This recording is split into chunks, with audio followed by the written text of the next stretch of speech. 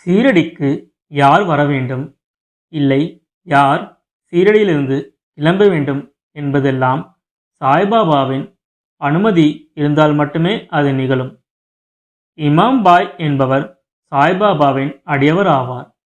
இவர் சாய்பாபாவை தரிசித்த பிறகு தன் ஊருக்கு கிளம்புவதற்கு தயாராகி சாய்பாபாவிடம் விடைபெறச் சென்றார்.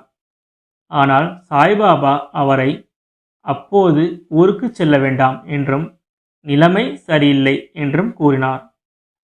இமாம் பாய் தன் வீட்டிற்கு போகும் அவசரத்திலும் ஆர்வத்திலும் சாய்பாபாவின் வார்த்தையை மீறி புறப்பட்டார். மேலும் அவர் கால்நடையாக செல்லலாம் என்றும் தீர்மானித்தார். சீரடியில் இருந்து 12 மைல் தொலைவு வரை எந்த ஒரு இடையூறுமின்றி அவர் கடந்தார். சூரியன் அஸ்தமிக்கும் நேரத்தில் அவர் சுராலா என்ற நதிக்கரையில் நடந்து சென்றார். அப்போது வானிலை மோசமாக இருந்தபடியால் அங்கிருந்த ஓர் அதிகாரி அவரை மேலும் பயணத்தை தொடர வேண்டாம் என்று எச்சரித்தார். இன்னும் 4 மைல் மட்டுமே எஞ்சியிருப்பதால் அவர் தான் செல்வதாக கோரிச் சென்றார். அவர் 3 மைல் தொலைவு சென்றதும் பலத்த காற்று வீசத் தொடங்கியது. அப்போது இமாம் பாய் ஆற்றில் இறங்கி சென்று கொண்டிருந்தார். இடியுடன் மழையும் பெய்தது. ஆற்றில் வெள்ளம் கரைபுரண்டு ஓடியது. இதனால் கலக்கமுற்ற இமாம் பாய் சாய்நாதரை அழைத்தார்.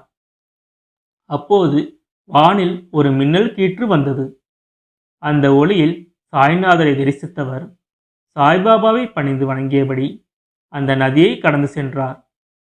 அவர் நதியை கடக்கும் வரையில் தண்ணீர் அவரின் முழங்கால் அளவே இருந்தது. மறுகரைக்கு சென்றதும் அவர் திரும்பி ஆற்றினை நோக்கும்போது அதில் வெள்ளம் கரைபுரண்டு ஓடியது. சாய்பாபாவின் அருளால் தான் தன்னால் ஆற்றினை கடக்க முடிந்தது என்பதை அறிந்து அங்கேயே சாய்பாபாவுக்கு இமாம் பாய் மனதார நன்றி கூறினார்.